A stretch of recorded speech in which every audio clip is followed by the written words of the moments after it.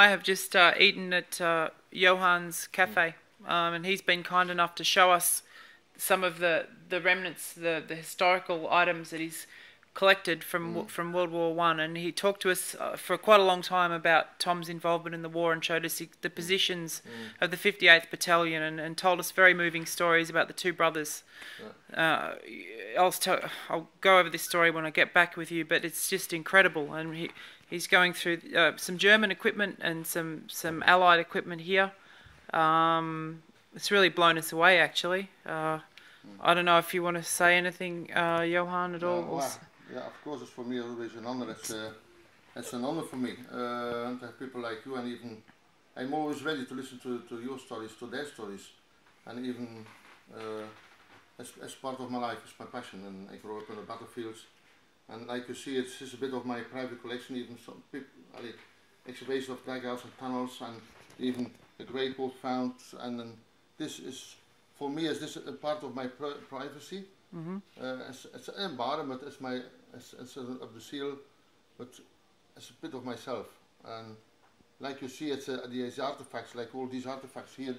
So this is found in a dugout. This is an original quake coat that every single soldier were after the September, because before was it of course too dangerous, but in advance after September becoming cold like that of Polygon wood, and in October in the winter time we get really freezing.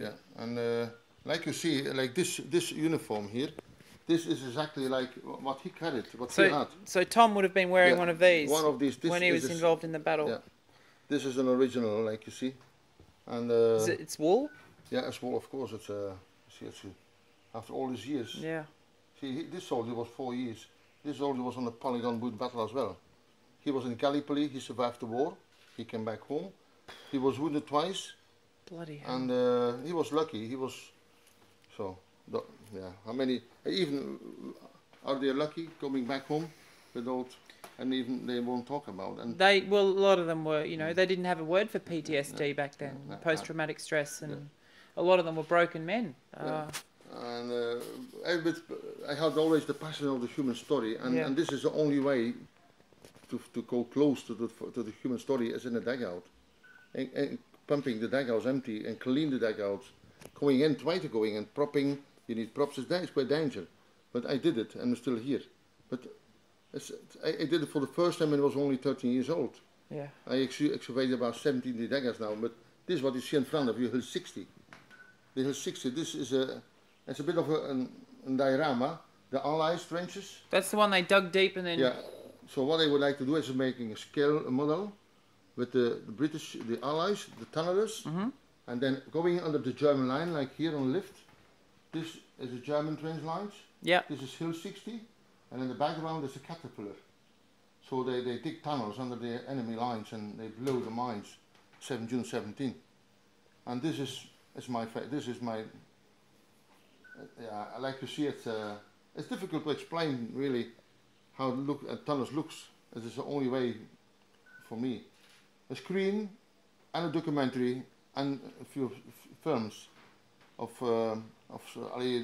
during the excavations to guide people to a story. In this case, a story of the underground warfare, and it's a bit of myself. And do you ever have any German visitors? No, we don't have. No, we never. don't have. Even if most of the cars we see with the German number plate, these are Australians who rent a car in Germany. They fly in, they rent a car, they drive to Flanders. Yeah. And no, not many German visitors now. And this bank system there, you see this bank system? This is the bank system that they excavated and that they saved. This is an original. It's original wood, came over from the sea, came over the channel, sent over to France, sent over to the battlefields to win the war. This is a British tunnel system. It is only one section. So is this reinforcing or shelving or bunking? Bunks. So they sleep here. Oh, sorry, I didn't hear. You see, even so like men slept in those bunks there. Yeah, like you see, this is an original candle mark. Yeah. And even it's still, see, it's original candle mark. And you have oh my God! You have this there as well. They were sitting the candle on the frame, and they sit just on a. And the frames and even these bunks was just with chicken wire, Chicken wire with chicken a... wire and a blanket, and that's it. And that was it. And a ground sheet on top, Oh because my God. they had condensed, they had water dripping all the time. Yeah. And it dropped from the top soldier, but, plunge, whole way. That biggest deck house holding more than 1,000 men. Oh my God. And yeah, this is when this is finished, a small.